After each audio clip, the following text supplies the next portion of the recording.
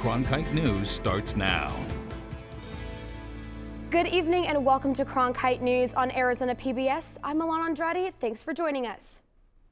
COVID-19 cases in Arizona are on a drastic rise, and researchers from Arizona State University's Biodesign Institute says the Omicron variant is mainly to blame.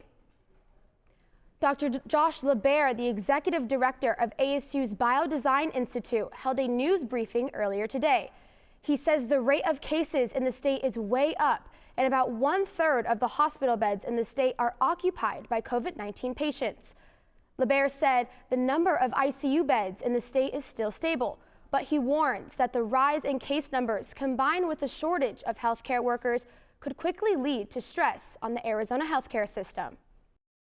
The big concern here is that with this, rapid rise in case numbers, some fraction of them are going to end up going into the hospitals, and the hospitals are not well suited to take on a lot more cases. And so that's going to be a concern that's obviously been seen elsewhere, not just in Arizona, but one that we have to pay attention to.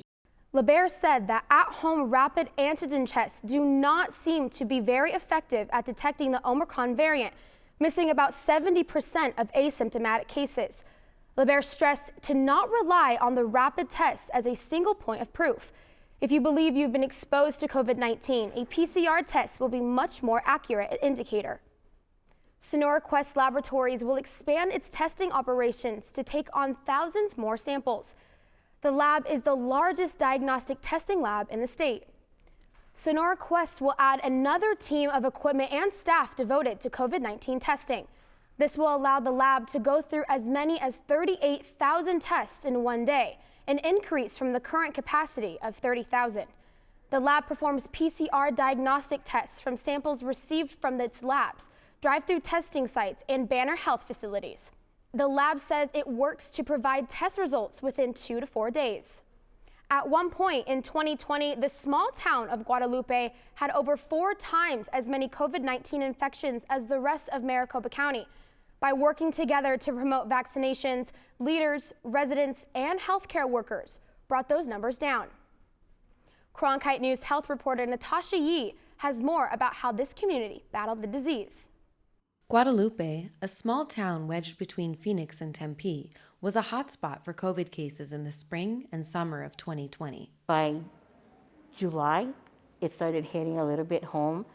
We would have at least 1 or 2 deaths per week, and they were dying from COVID. So I think that's when people started to realize, like, hey, maybe, something is really happening here.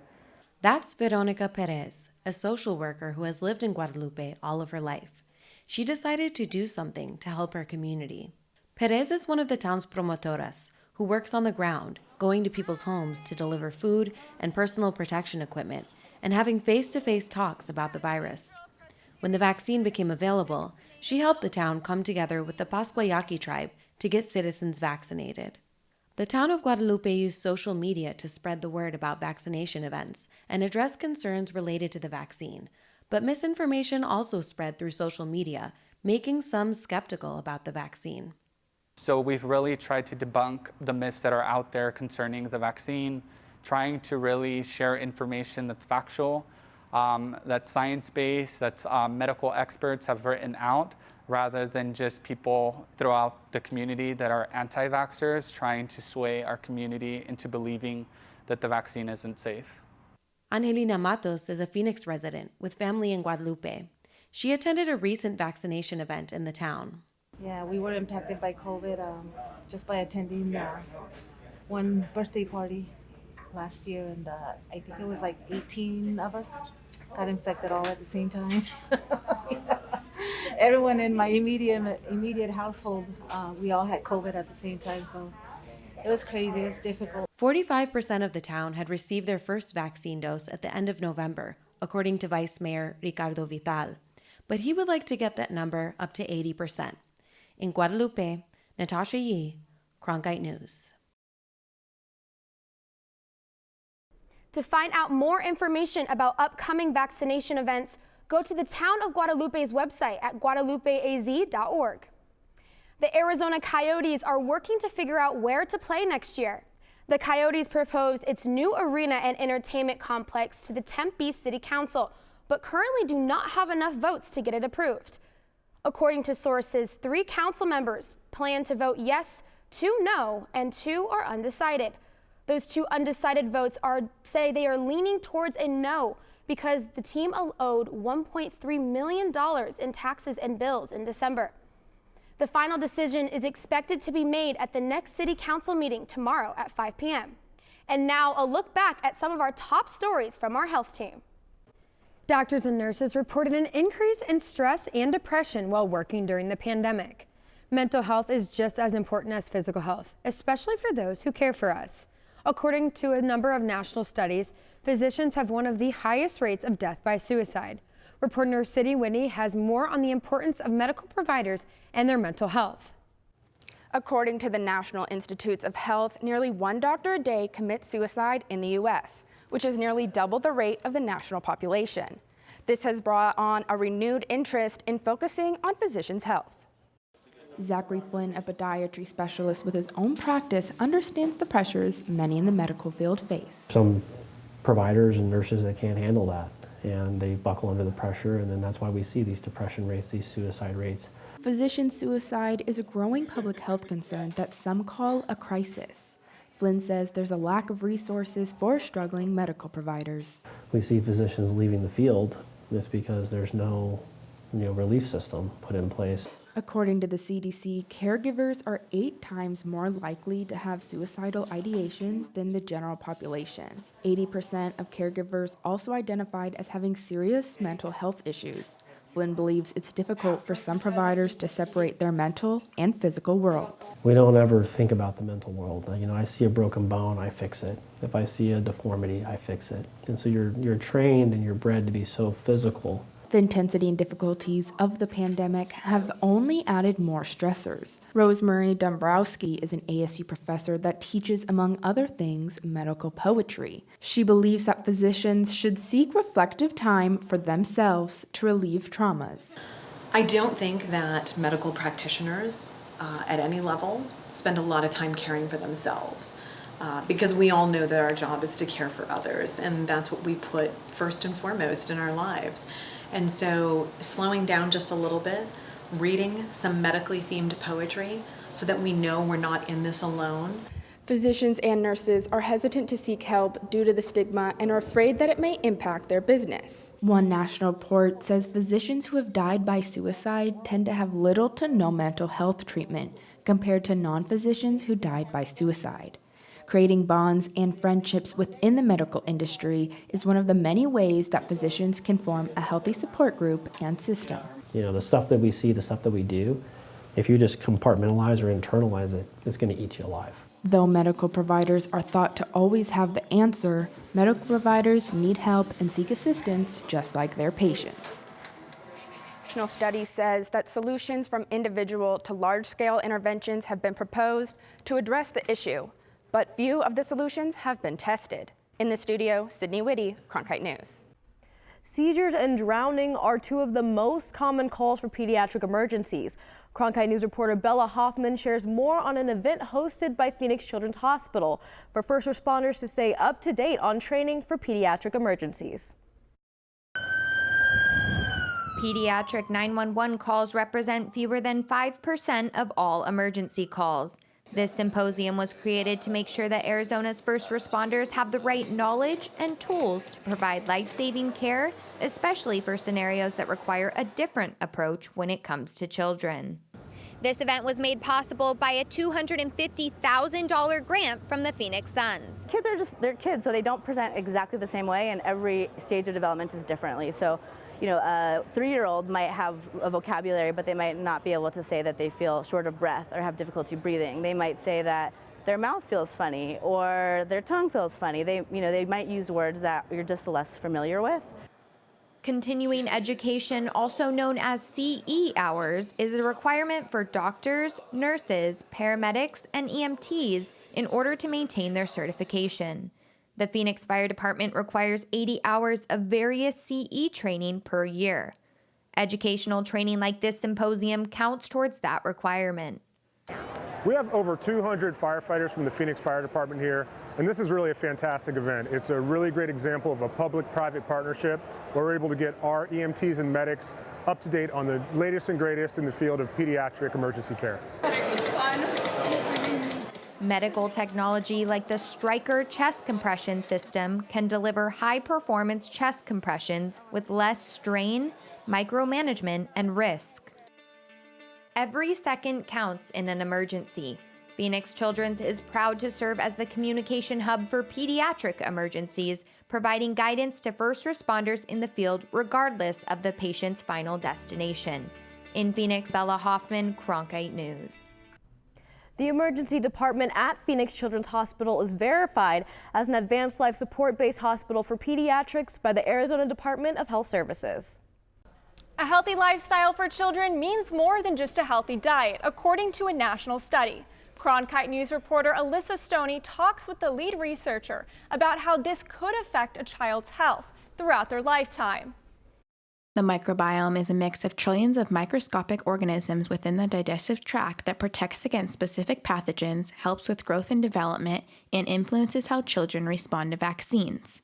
The SES of the family was predictive of different organisms, or the abundance of different organisms living in children's microbiome. And this can have really important implications for understanding how our early life environments can shape one's health throughout the lifespan. Socioeconomic status relates to the family's income, educational attainment, financial security, and social class and status, according to the American Psychological Institution. So I just think that understanding that the early environmental exposure of our children really matters for the overall health of our country. Candace Lewis, assistant professor with ASU and TGen, says the research should encourage policymakers to consider giving families adequate resources and access to nutrition while lowering stress in their lives. Alyssa Stoney, Cronkite News. TGen will continue to look at children's gut and microbiomes and the different microorganisms within a child to determine if it is affecting their long-term health. November 1st was the deadline for many workers across the United States to get vaccinated for COVID-19. But from hospital employees to city workers, some are asking to be excused from getting the shots because of religion. Cronkite News health reporter Camila Williams explains how religious exemptions work in today's COVID case by case. Welcome to Case by Case. With more and more businesses mandating employees get vaccinated, some workers are seeking exemptions under federal law. That includes exemptions based on religion. I talked with two professors about how this works and who qualifies. While more than 50% of the U.S. population is vaccinated, some people have their reasons for not getting the vaccine. One is religion. However, claiming you can't get the vaccine because of your religion may not be enough to qualify you for an exemption.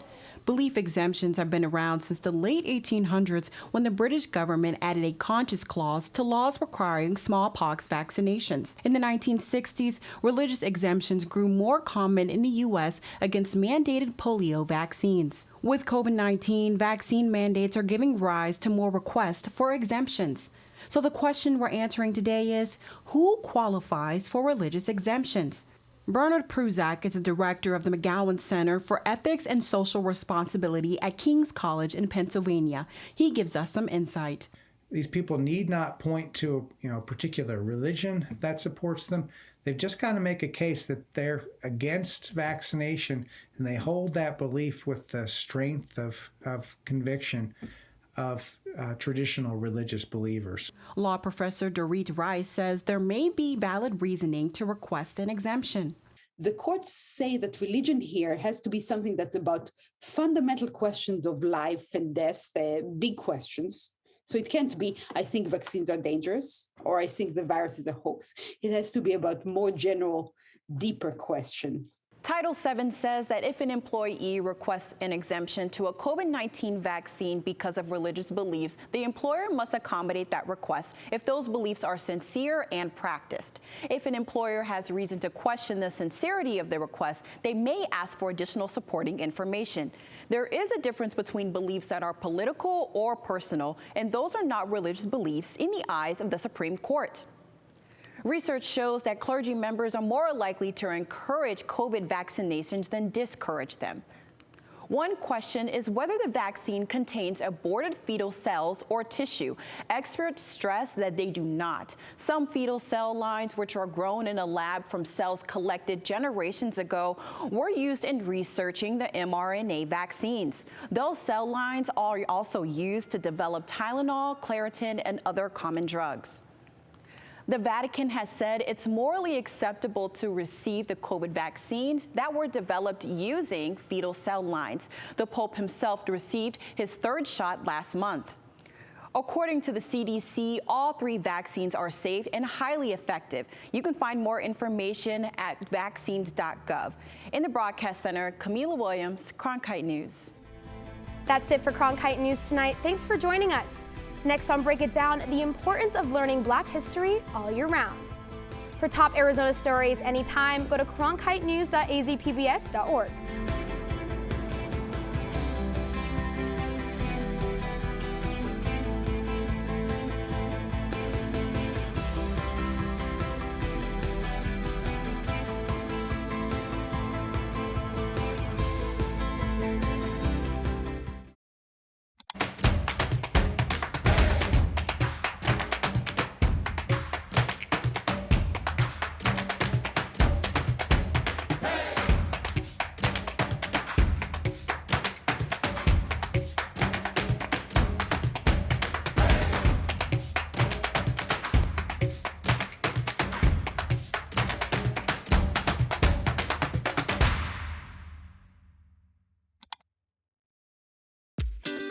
Your favorite member benefit is getting better and bigger.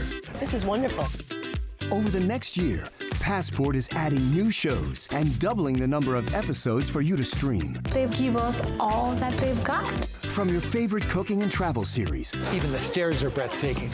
To history specials and award-winning documentaries. Better and bigger. That really is the fun part. Stream on any device with Passport on the PBS Video app. Take a journey with Arizona PBS. Join us every Sunday afternoon for Destination Drama.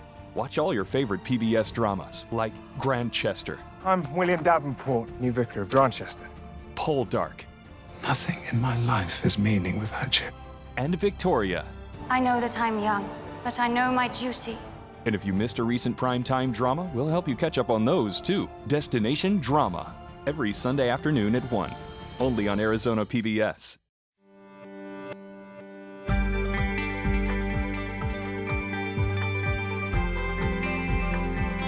Break It Down is brought to you in part by Mayo Clinic and viewers like you.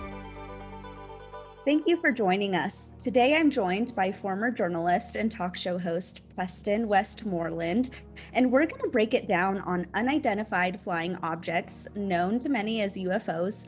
Preston, let's just jump right into this. Why do you think people are so fascinated with UFOs?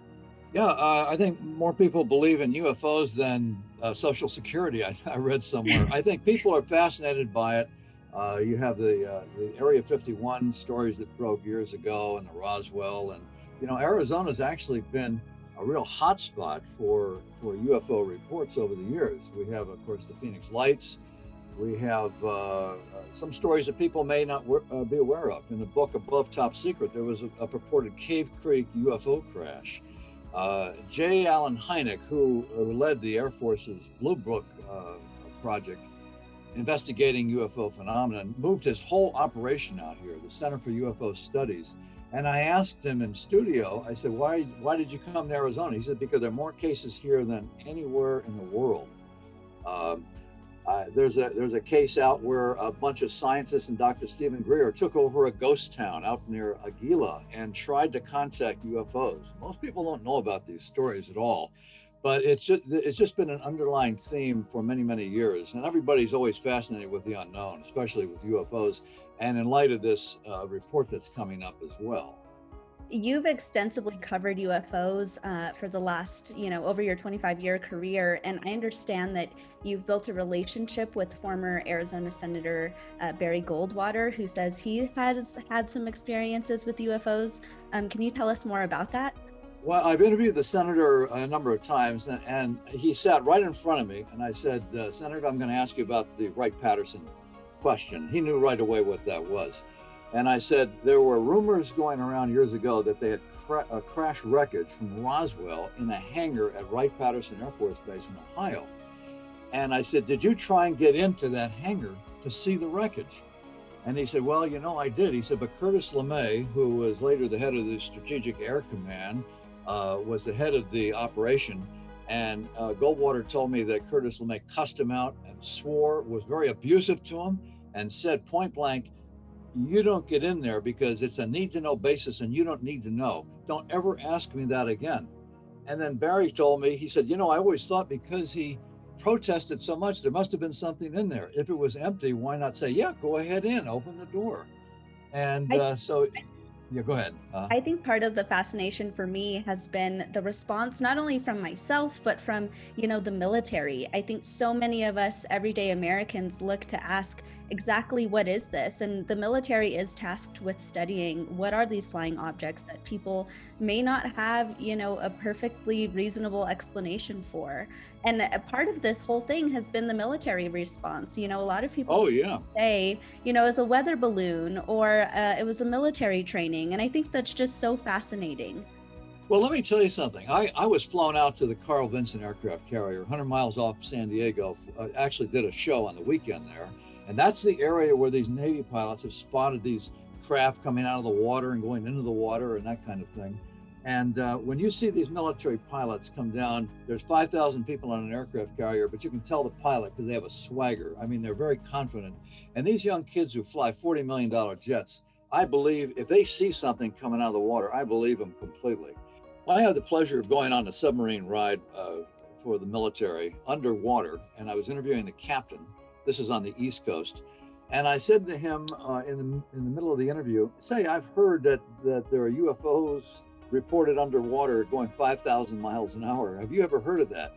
And he just clammed up. He pursed his lips and he said, well, what's the next question?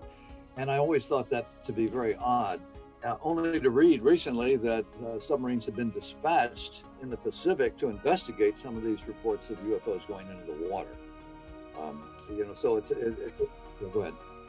Carl Sagan once said that extraordinary claims require extraordinary evidence. For the skeptics out there who, don't really believe in UFOs, who need more evidence, do you think that there's still room for them to be fascinated by this topic? And what would you say to them? Well, I mean, their evidence would be probably a crash wreckage, and we don't know where that is, whether it's on Area 51. Somebody told me they'd taken it to Australia, but, somebody told me years ago that there was a crash in Cave Creek, Arizona, right after Roswell. And it's in the book Above Top Secret by a guy named Timothy Good. Somebody said that book now is $1,000 on Amazon. It's very hard to get. But in the book, he talks about a crash near Carefree Highway, and supposedly they put a landfill on top. The Cave Creek landfill was put on top of the crash site. Some of the wreckage and the dirt with the wreckage was taken to Dreamy Draw Dam when they built the dam, and Cave Creek Road was banned to avoid it. And so I told a Phoenix City councilwoman this. She went down to the records division for the city, and she said, there's no records of any of this around anywhere. And she always thought that was very interesting. But some guys had watched that crash being recovered from an old mine called the Gojon Mine, which is north of the Carefree Highway. And there was a guy there, just like in Roswell, who was asked to put some small bodies in a freezer and the whole thing. But it's in the book. There's a whole chapter on that. And you look at the Phoenix Lights, which is one of the most perplexing of all the UFO sightings. Reader's Digest years ago said it was the Canadian snowbirds flying in for the Phoenix air races. I was at the air races, and that had nothing to do with it at all. But nobody's been able to come up with a real conclusive report of what those were, seen by many, many talented observers like airline pilots. That is such a great example, and it's known worldwide. So many people know about the Phoenix Lights for that exact reason. Preston, thank you so much for your insight and for breaking it down on UFOs. Happy to help out. Keep your eyes on the sky.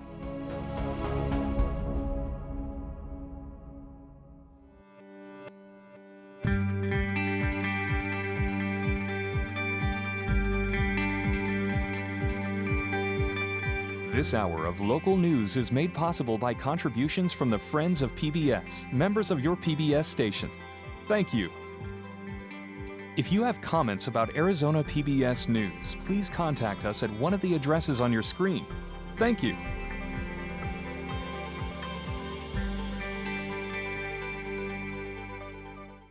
The Walter Cronkite School of Journalism and Mass Communications Phoenix Sports Bureau provides students with hands-on learning experiences and opportunities in sports journalism. From covering local high schools, colleges, and the pros, students get the opportunity to go live from our Facebook shows covering local, collegiate, and pro sports in the Valley. From digital reporting, broadcast, social media, and producing, there's opportunities for all. For more, go to cronkitenews.azpbs.org. Cronkite News provides students at ASU's Walter Cronkite School of Journalism with the opportunity to gain real-world experience in the newsroom. At Cronkite News, our students produce professional content for audiences by taking on all roles, whether they be reporting, anchoring, producing, or studio production. Each department gives students first-hand professional newsroom experience. For more information, visit cronkitenews.azpbs.org. Every day I wake up, my first thought is, how can I serve this community? The biggest hurdle was not taking PTSD personally. Would you welcome, please, the amazing. Everybody that watches this, they say that I am the greatest that they've ever seen.